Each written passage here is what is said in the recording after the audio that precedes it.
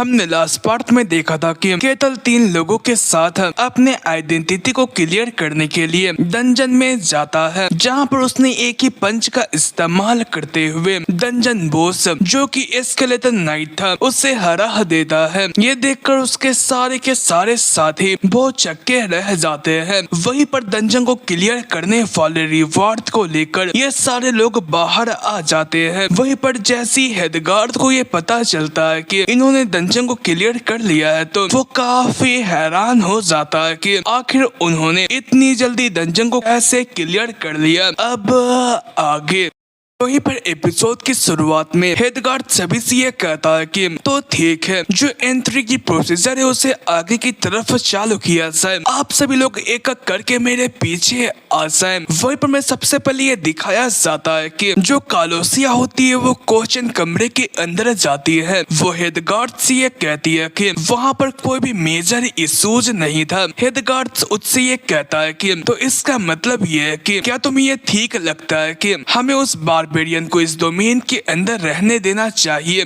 कालोसिया ये कहती है कि क्या ये सही नहीं रहेगा। उसकी बातों से ऐसा लग रहा था कि उसे इस बात से कोई भी ऑब्जेक्ट नहीं है कि केतल इस डोमेन के अंदर रहे। इस पर हेडगार्ड अपने मन के अंदर ये कहता है कि जो ये एंट्री प्रोसीजर है हम लोग उसी से ये डिसाइड करते हैं कि किसको अपने डोमेन के अंदर रखना है या फिर नहीं। वहीं पर इसके बाद कासन की बारी आती है जो कि हेडगार्ड को ये बताता है कि मुझे ये नहीं लगता कि जो केतल है वो परेशानी क्रिएट करने वाला बंदा है। वहीं पर इसके बाद हेडगार्ड अलेसांद्रो से बात करने के बाद अपने मन के अंदर ये कह रहा था कि उस बारबेरियन के पास काफी ज्यादा ताकत है लेकिन फिर भी उसने अपने पार्टी को नुकसान नहीं पहुंचाया जैसा मैंने सोचा था। वो दूसरे बारबेरियन से काफी डिफरेंट है। वहीं पर लास्ट में बारी आती है केतल की जो कि आगे ये बताता है कि जो कासन है वो काफी एक्सेलेंट है। एक रोग होने के नाते उसने काफी सारे ट्रैप से हमारी जान बचाई और साथ ही साथ उसने एक ट्रेजर चेस्ट के लॉक को भी ओपन किया था। और जो अलेसांद्रो था वो भी काफी अच्छा वॉरियर है। और रही बात कालोसिया की तो वो भी काफी अच्छी थी। उसकी प्रेयर्स की वजह से हमारी बैटल के अंदर काफी मदद हुई। ये सब सुनकर हेडगार्ड अपने मन के अंदर ये कहता है कि ये काफी अजीब है। जब भी हम लोग अनजान वॉरियर को एक साथ डंजन को क्लियर करने के लिए भेजते हैं तो वो बाहर आने के बाद कभी भी एक दूसरे की अच्छाई नहीं करते हैं। वहीं पर वो सारी की सारी चीजों को एनालाइज करने के बाद केतल से ये कहता है कि ठीक है मैं तुम्हें एंट्री दे देता हूँ। वहीं पर बाहर का सीन दिखाया जाता है जहाँ पर वो सारे मेंबर से ये कहता है कि तुम सभी को परमिशन मिल चुकी है लेकिन अंदर जाने के बाद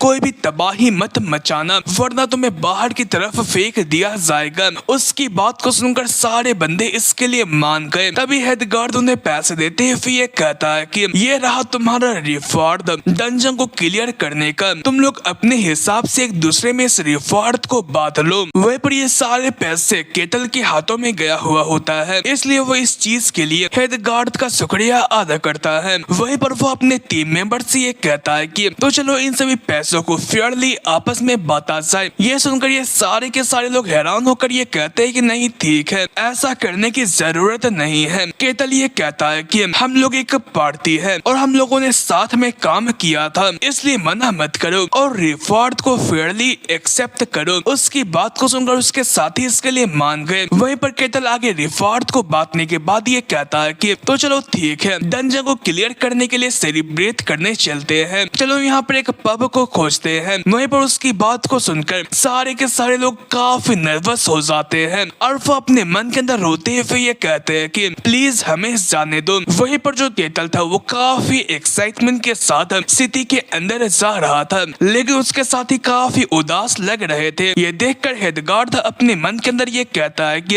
एक ऐसा बारबेरियन जिसने कि अपने एक पंच का इस्तेमाल करते हुए एक स्केलेटन नाइट को हवा में उड़ा दिया वो सच में काफी ज्यादा ताकतवर है। मेरे ख्याल से मुझे ये लगता है कि वो नाइट लेवल पर हो सकता है या फिर उससे ऊपर लेवल का। मेरे ख्याल से मुझे ये लगता है कि ये वही लेजेंड वाला बारबेरियन है जो कि काफी अजीब एग्जिस्टेंस है। तभी वो अपने साथियों को यहाँ पर बुलाकर ये कहता है कि मैं लॉर्ड से मुलाकात करने के लिए जा रहा हूँ, तब तक तुम लोग उनके ऊपर नजर रखना। इस पर उसके सारे साथी इसके लिए मान जाते हैं। वहीं पर इसी के साथ ही हमें इस बॉर्डर के मेन लॉर्ड के कमरे का सीन दिखाया जाता है जहाँ पर हेडगार्ड्स उनसे मुलाकात करने के लिए आया हुआ था। वहीं पर हमें इस बंदे के बारे में बताया जाता है, इसका नाम ल्यूक बर्कन है जो कि इस बार्कन डोमेन का लॉर्ड है। वो हेडगार्ड से यहाँ पर आने का कारण पूछता है। हेडगार्ड उन्हें ये बताता है कि हमारे डोमेन के अंदर एक बारबेरियन अपीयर हुआ है। इस पर लॉर्ड बार्कन उससे ये कहता है कि क्या तुमने अंदर आने के लिए उसे परमिशन दे दिया। हेडगार्ड परेशान होते हुए ये कहता है कि मैंने उसे जज किया और मुझे ये लगा कि वो ज्यादा बड़ा इशू नहीं बन सकता है। लॉर्ड बार्कन ने ये कहा कि तो असल प्रॉब्लम है क्या। हेडगार्ड ये कहता है कि वो काफी ज्यादा ताकतवर है, वो इतना ताकतवर है कि वो प्रॉब्लम बन सकता है। लॉर्ड बार्कन ये पूछते हैं कि आखिर वो कितना ताकतवर है। इस पर हेडगार्ड ये बताता है कि मुझे बाकी के टीम मेंबर्स ने ये बताया था कि उसने सिर्फ अपने एक पंच का इस्तेमाल करते हुए एक स्केलेटन नाइट को हरा दिया था। ये सुनकर लॉर्ड बार्कन भी काफी हैरान हो जाते हैं और वो ये कहते हैं कि जो स्केलेटन नाइट है वो एक ऐसा मॉन्स्टर है जिसका सामना करने के लिए नाइट के लेवल जितना तक होना पड़ता था, तो आखिर वो कैसे एक पंच का इस्तेमाल करते हुए उसे हरा सकता है। वो आगे अपने मन के अंदर ये कहते हैं कि वो एक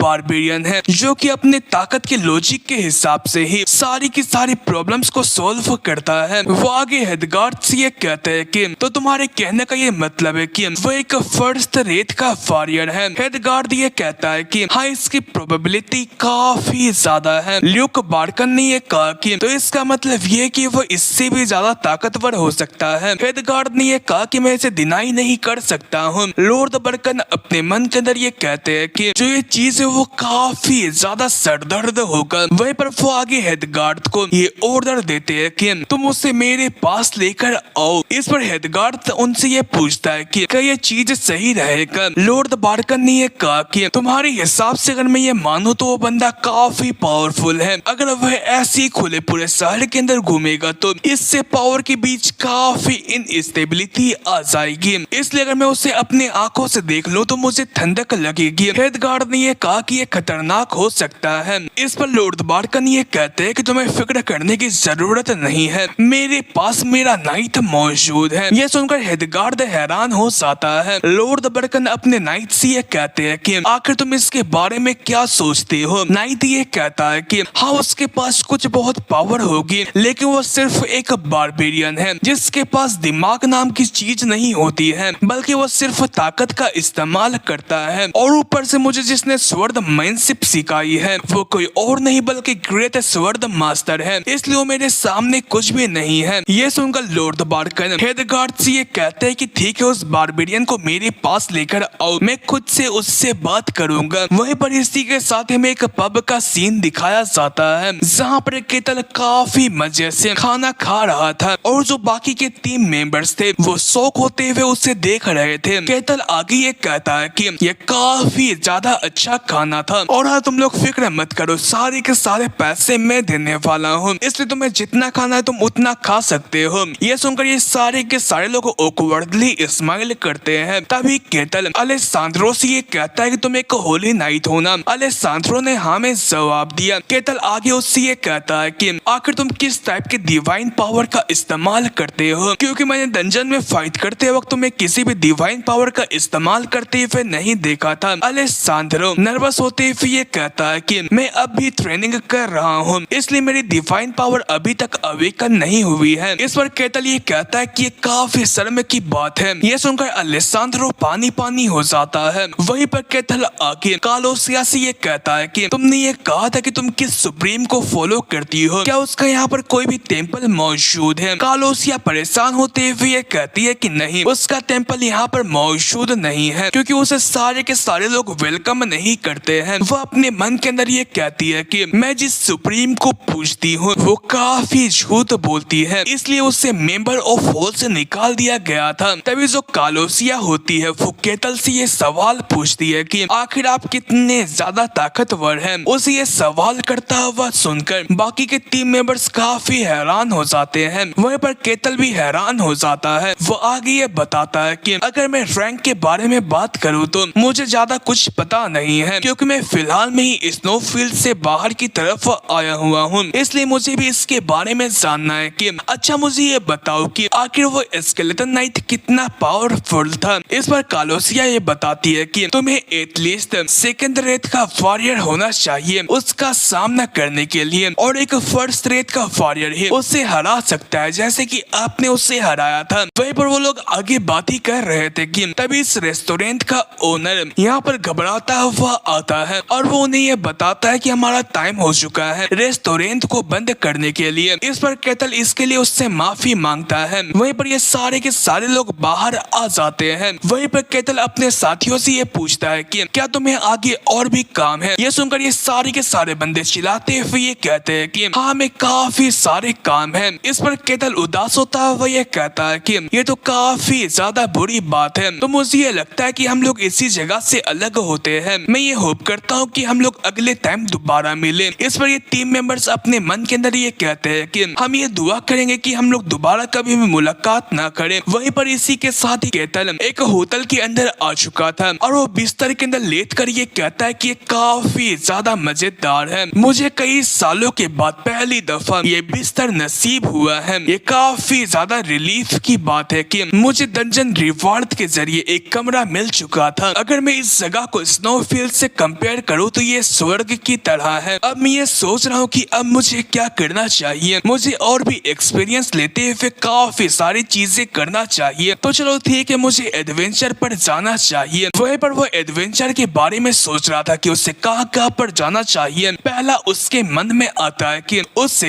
एल्फ्स के सीक्रेट ग्राउंड के अंदर जाना चाहिए या फिर मैजिक टावर या फिर रॉयल के भीतर। वहीं पर उसकी ये सब सोचते सोचते आंख लग जाती है और वो अगले दिन सुबह उठता है तो उससे मुलाकात करने के लिए हेडगार्ड आया हुआ होता है। वहीं पर उसे देखकर केतल हैरान होते हुए ये कहता है कि आखिर आप अभी यहाँ पर क्या कर रहे हैं। हेडगार्ड झिझकते हुए उसे ये बताता है कि जो लॉर्ड बार्कन है वो आपसे मिलना चाहते हैं। वहीं पर ये सुनकर केतल अपने मन के अंदर ये कहता है कि क्या इस तेरी तरीके लॉर्ड जो कि इस जमीन के मालिक हैं, क्या उस जैसा इंसान मुझसे मिलना चाहता है। और वो ये सब सोचकर इसके लिए मान जाता है और वो आगे ये कहता है कि क्या मुझे अभी निकलना है, अगर हाँ तो मुझे मेरे कपड़े पहनने दो। वही उसे इतनी आसानी से बात को मानता हुआ देखकर हेडगार्ड भी काफी हैरान हो जाता है। वहीं पर रास्ते का सीन दिखाया जाता है जहाँ पर केतल मार्केट को देखते हुए ये कहता है कि जब मैं यहाँ पर पहली दफा आया हुआ था तो काफी रात थी, इसलिए मैं लोकेशन को सही से देख नहीं पाया, और जब मैं इस जगह को सुबह में देख रहा हूँ तो ये काफी इंटरेस्टिंग है। और वो खुश होते हुए ये कहता है कि तुम इसे ही लकी फैंटेसी कहते हो ना। वहीं पर जो हेडगार्ड था वो परेशान होते हुए अपने मन के अंदर ये कहता है कि आखिर वो क्या कर रहा है। मुझे ये लगता है कि उसे जल्दी से मेन हॉल के अंदर लेकर जाना चाहिए। वहीं पर इसी के साथ ही जो केतल था वो हेडगार्ड के साथ लॉर्ड बार्कन के हॉल के अंदर आ चुका था, जहाँ पर जो लॉर्ड बार्कन थे वो अपने हाथ को केतल की तरफ करते हुए ये कहते हैं कि बारबेरियन तुमसे मिलकर मुझे अच्छा लगा, मैं ल्यूक बार्कन हूँ, इस तेरी तरीका लॉर्ड। केतल भी उनसे हाथ मिलाते हुए ये कहता है कि मुझे आपसे मिलकर काफी अच्छा लगा, बार्कन तेरी तरीके अच्छे लॉर्ड। वहीं पर वो अपने सर को झुकाते हुए ये कहता है कि मैं बारबेरियन केतल हूँ।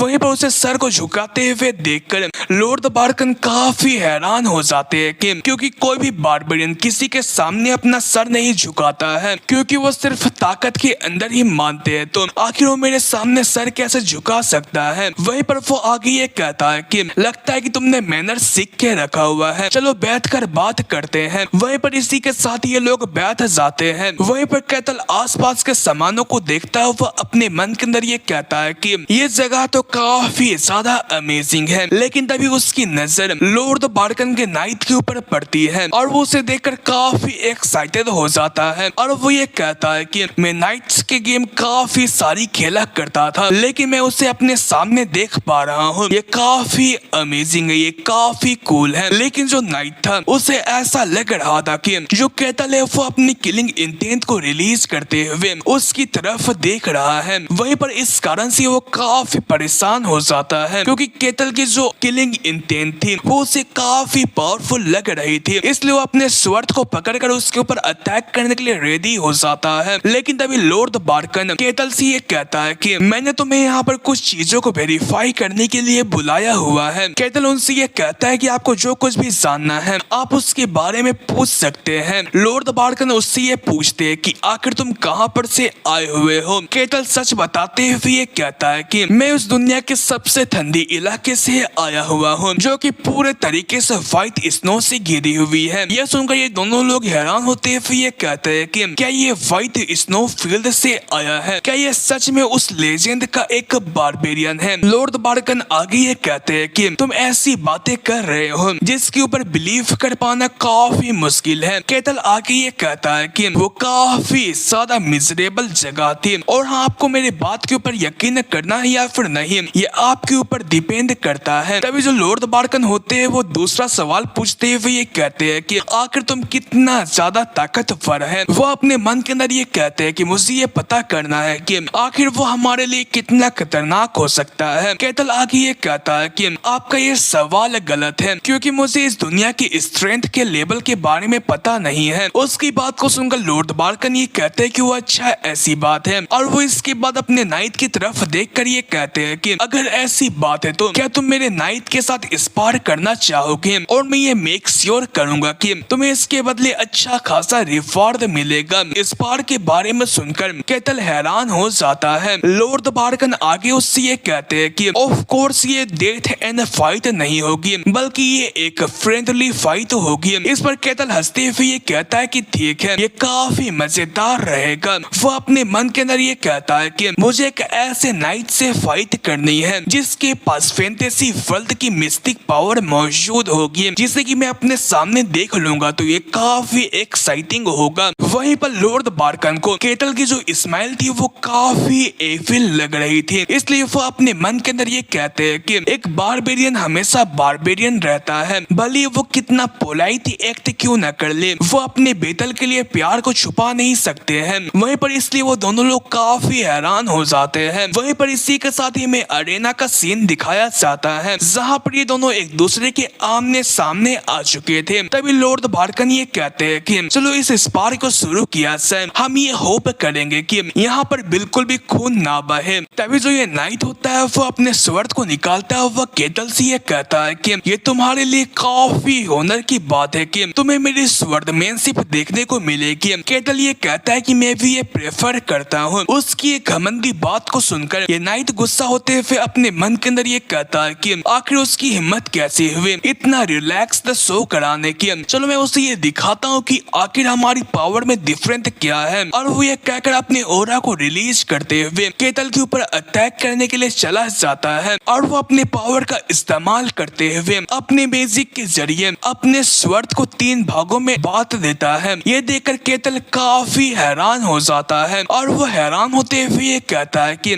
जो उसकी स्वॉर्ड है वो 3 बन चुकी है, क्या ये एक इल्यूजन है। वो उसके स्वॉर्ड स्ट्राइक को दोष करता है। वह अपने मन के अंदर ये कहता है कि नहीं वो इल्यूजन नहीं है, जो ये सारी की सारी स्वॉर्ड से वो रियल है। क्या इसे ही स्वॉर्डमैनशिप कहा जाता है जैसा कि मैंने सोचा था। वही वो उसे अपने अटैक्स को दोष करता हुआ देखकर नाइट अपने मन के अंदर ये कहता है कि तो इसका मतलब ये है कि तुम्हें सिर्फ दोष करना ही आता है। वही पर केटल अपने मन के अंदर ये कहता है कि हाँ ये चीज काफी इम्प्रेसिव है लेकिन अब ये बहुत हो गया। और वो ये कहकर अपने एक ही फ्लिक का इस्तेमाल करते हुए उसके स्वॉर्ड को डिस्ट्रॉय कर देता है। ये देखकर ये नाइट काफी हैरान होकर अपने मन के अंदर ये कहता है कि आखिर ये क्या था। तभी केटल काफी तेजी से उसके छाती के ऊपर हाथ मारता है और वो उसके आर्मर को पकड़ लेता है और वो इसे इतनी जोर से खींचता है कि एक जोरदार प्रेशर क्रिएट होते हुए ये नाइट उड़ता हुआ एक वॉल के ऊपर जाकर टकरा जाता है और वो काफी जख्मी होकर बेहोश हो जाता है। वहीं पर ये देखकर लॉर्ड बार्कन अपने मन के अंदर ये कहते हैं कि उसने एक सिंगल स्ट्राइक का इस्तेमाल करते हुए एक तोप टायर के नाइट को हरा दिया। आखिर उसकी जो पावर है वो कितनी ज्यादा ताकतवर है। वहीं पर केटल लॉर्ड बार्कन की तरफ देखता है, वो ये कहता है कि क्या ये इतना ही था। लॉर्ड बार्कन अपने मन के अंदर ये कहते हैं कि ये काफी अजीब है, एक ऐसा बारबेरियन जो कि एक ही स्ट्राइक के अंदर एक टॉप टायर के नाइट को हरा सकता है, जो जो उसकी ताकत है वो काफी मॉन्स्टरस है। शायद से वो एक सुपर ह्यूमन होगा, लेकिन मैंने उसके पूरे फुल पावर को नहीं देखा है, तो उसकी असल पावर के बारे में जान पाना काफी ज्यादा मुश्किल है। उसकी पावर इतनी ज्यादा है कि वो उस दुनिया के बैलेंस को भी बिगाड़ सकती है। अगर ऐसा होता है तो मुझे उस बंदे को इसके बारे में बताना चाहिए जिसके पास इस दुनिया में एक स्वर्ड मास्टर की टाइटल है। वो आगे ये कहता है कि वो जल्दी ही यहाँ पर आने वाले हैं। मैं ये सोच रहा हूँ कि क्या उनका इंटरेस्ट इसके ऊपर आएगा। तभी उसे किसी की आवाज आती है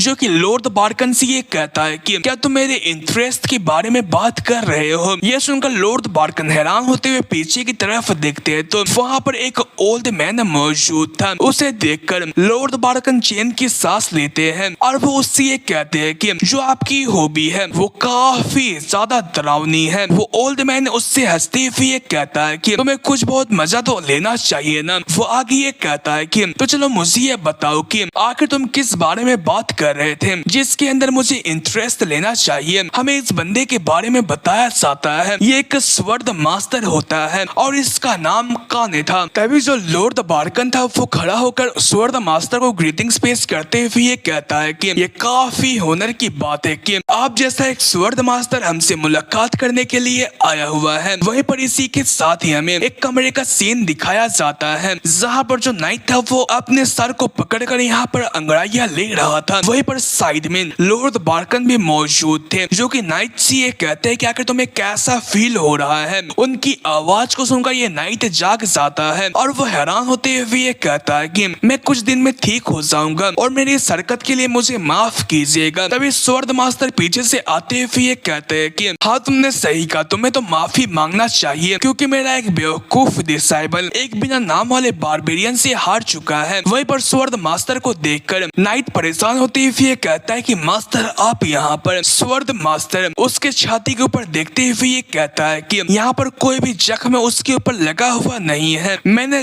ये चीज जरूर देखा था कि जमीन के अंदर आर्मर की जो हालत थी वो काफी ज्यादा बुरी हो चुकी थी। अगर उसके हिसाब से मैं ये सोचूं तो इस बंदे को अभी तक मर जाना चाहिए था, लेकिन फिर भी उसके कपड़े ही सिर्फ फटे हैं, लेकिन उसके शरीर के ऊपर जर्रा बराबर भी स्क्रैच नहीं लगी है। तो इसका मतलब ये है कि बारबेरियन इसके ऊपर दया दिखा रहा था। स्वर्ड मास्टर आगे ये कहता है कि तो इसका मतलब ये कि वो बेवकूफ बारबेरियन नहीं है, वो एक ऐसा बंदा है जो कि अपने पावर को कंट्रोल कर सकता है। नाइट ये कहता है कि वो अच्छा ऐसी बात है। स्वर्ड मास्टर आगे ये कहता है कि और ऊपर से वो इतना पावरफुल हो चुका है कि वो एक नाइट को भी इस जगह पर मर्सी दिखा सकता है। मेरे ख्याल से वो एक सुपर ह्यूमन होगा। यह सुनकर ये लोग हैरान हो जाते हैं। लॉर्ड बार्कन आगे ये कहता है कि ये काफी रियूड होगा, लेकिन अगर आपसे कंपेयर किया जाए तो उसे वो किस पावर लेवल पर आएगा। स्वर्ड मास्टर ये कहते हैं कि हाँ मैं ये मानता हूँ वो काफी ताकतवर है, लेकिन मैं एक स्वर्ड मास्टर हूँ। भले उसके पास सुपर ह्यूमन की ताकत क्यों ना हो, वो मेरा सामना नहीं कर सकता है। लॉर्ड बार्कन ये कहता है कि हाँ ये सही है। स्वर्ड मास्टर आगे ये कहते हैं कि लेकिन उसने ओरा का इस्तेमाल नहीं किया है। मुझे ये नहीं लगा था कि वो बिना ओरा का इस्तेमाल किए हुए उसे कमांड कर सकता है, और उतने पावर को अचीव करना कोई आसान बात नहीं होता है। क्या उसने वो पावर व्हाइट वेस्टलैंड से इस जगह पर पाई है? लॉर्ड बार्कन अपने मन के अंदर ये कहते हैं कि शुरुआत में मैंने भी इसके ऊपर बिलीव नहीं किया था, लेकिन क्या वो सच में व्हाइट वेस्टलैंड से यहाँ पर आया हुआ है? वहीं पर स्वर्ड मास्टर भी अपने मन के अंदर ये कहते हैं कि एक ऐसा बारबेरियन जो कि व्हाइट वेस्टलैंड से आया है, जिसकी काफी सारी कहानियां पहले फैली हुई थी कि व्हाइट वेस्टलैंड के अंदर एक लेजेंडरी ह्यूमन रहते हैं। वहीं पर वो आगे ये कहते हैं कि मेरे ख्याल से मुझे ये लगता है कि वो कुछ और है। उन्हें ये लग रहा था कि जो केटल है वो कोई जानवर है और वो इंसान का रूप यहाँ पर लेकर आया हुआ है, लेकिन तभी वो आगे ये कहते हैं कि नहीं ऐसा नहीं हो सकता है। अगर कोई और होता तो वो जरूर नाइट के ऊपर मर्सी नहीं दिखाता, लेकिन फिर भी वो व्हाइट वेस्टलैंड से यहाँ पर आया हुआ है। वही उन्हें सोचों में गुम देखकर लॉर्ड बार्कन उनसे ये पूछते कि क्या यहाँ पर कोई गड़बड़ी है। स्वर्ड मास्टर ये कहते कि नहीं, जो ये मैटर है वो काफी छोटी है, तुम्हें इसके बारे में फिक्र करने की जरूरत नहीं है, जबकि मैं यहाँ पर हूँ। उसकी बात को सुनकर लॉर्ड बार्कन इसके लिए मान जाता है। स्वर्ड मास्टर आगे उससे ये पूछते हैं कि क्या वो बारबेरियन अभी भी इस डोमेन के अंदर है। लॉर्ड बार्कन ये कहता है कि हाँ, उसने ये कहा था कि वो कुछ टाइम के लिए यहाँ पर रुकने वाला है। ये सुनकर स्वर्ड मास्टर मास्टर यहाँ पर से जाते हुए ये कहते हैं कि तो इसका मतलब ये है कि मुझे उससे मुलाकात करने के लिए जाना होगा। वहीं पर इसी के साथ में केतल को दिखाया जाता है जो कि हेड गार्ड से मुलाकात करने के लिए आया हुआ था, जो कि उससे ये पूछता है कि आखिर अब तुम्हारा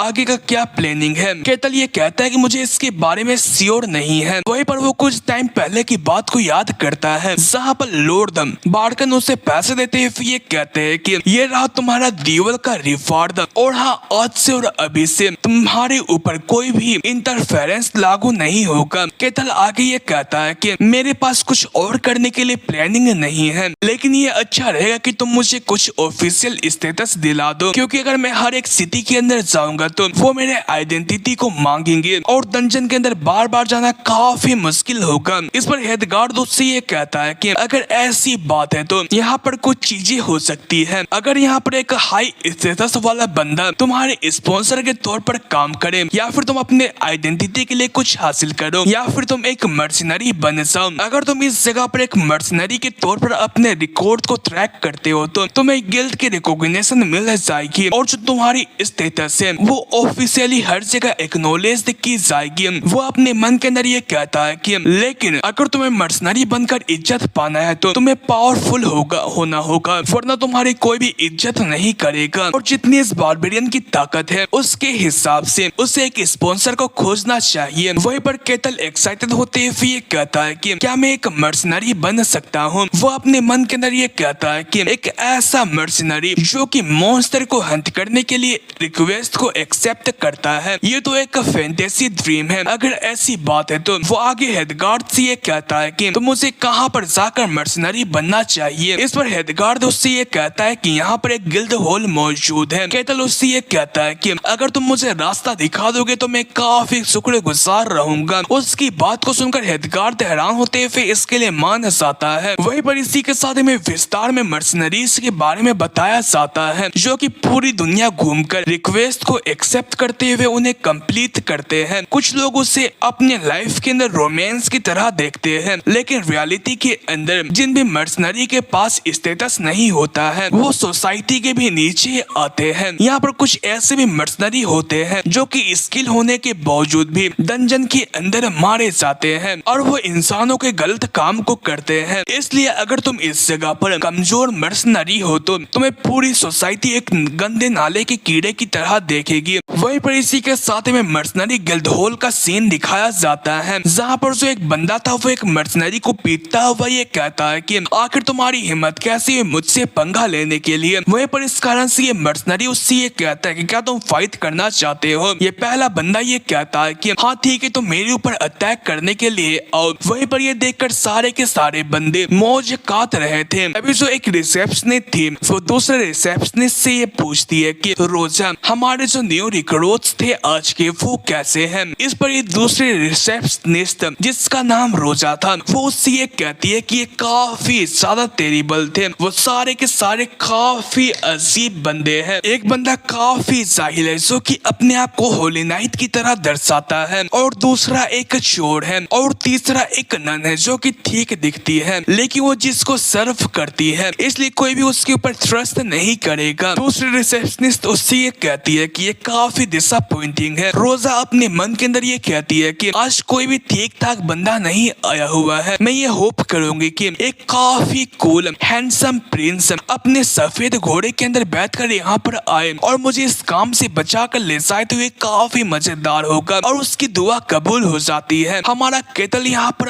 आते हुए ये कहता है कि तो क्या यही गिल्ड हॉल है। वहीं पर उसे देखकर सारे के सारे लोग हैरान होते हुए कहते हैं कि क्या ये एक बारबेरियन है। वहीं पर जो केतल था वो रोजा के पास जाता है और वो उससे ये कहता है कि मैं एक मर्सनरी बनना चाहता हूँ। वहीं पर उसे देखकर रोजा परेशान होते हुए ये कहती है कि क्या तुम एक मर्सनरी बनना चाहते हो। क्या मैं ये पूछ सकती हूँ कि आखिर तुम एक मर्सनरी बनकर क्या करना चाहोगे। केतल उससे ये कहता है कि इसके कई सारे रीजन है, लेकिन मैं मर्सनरी के तौर पर इसलिए काम करना चाहता हूँ ताकि मुझे एक स्टेटस मिल सके। रोजा उससे ये कहती है कि हाँ ये सच है, लेकिन अगर तुम्हें अपने आप को रिकॉग्नाइज कराना है तो तुम्हें इसके लिए काफी सारे काम करने पड़ेंगे। क्या तुम इसके लिए रेडी हो। केतल हाँ में जवाब देता है। रोजा आगे ये कहती है कि तो ठीक है तुम्हें इस जगह पर रजिस्टर करवाने के लिए 5 कॉपर कॉम्स लगेंगे, और क्या मैं तुम्हारी नाम जान सकती हूँ। केतल केतल 5 कॉपर कॉइंस देते हुए ये कहता है कि मेरा नाम केतल है और रही मेरी एज की बात तो मुझे इसके बारे में पता नहीं है। वहीं पर जो रोजा होती है वो उसकी आईडी कार्ड को बनाते हुए ये कहती है कि तो ठीक है मैं कुछ रीजनेबल एज को डाल देती हूँ। वहीं पर वो उसे एक आईडी कार्ड देते हुए ये कहती है कि ठीक है तुम्हारा रजिस्ट्रेशन कंप्लीट हो चुका है, ये रहा तुम्हारा मर्सनरी का बेस। जो ये बेस है वो तुम्हारे स्टेटस को रिप्रेजेंट करेगा, इसलिए खोना मत। वहीं पर इस चीज को पाकर केतल ऐसे सीने से लगाकर ये कहता है कि ये काफी अच्छी बात है। वहीं पर वो आगे एक्साइटेड होते हुए ये कहता है कि आखिर मेरे लिए कौन कौन से रिक्वेस्ट बचे हुए हैं। उसकी बात को सुनकर रोजा उससे ये कहती है कि हाँ मिस्टर केतल, यहाँ पर कुछ रिक्वेस्ट बचे हुए हैं। वहीं पर वो जैसी इन रिक्वेस्ट को देखता है तो केतल काफी हैरान होकर ये कहता है कि आखिर ये क्या चीज है। वहीं पर मैं रिक्वेस्ट को दिखाया जाता है जो कि एक रैंक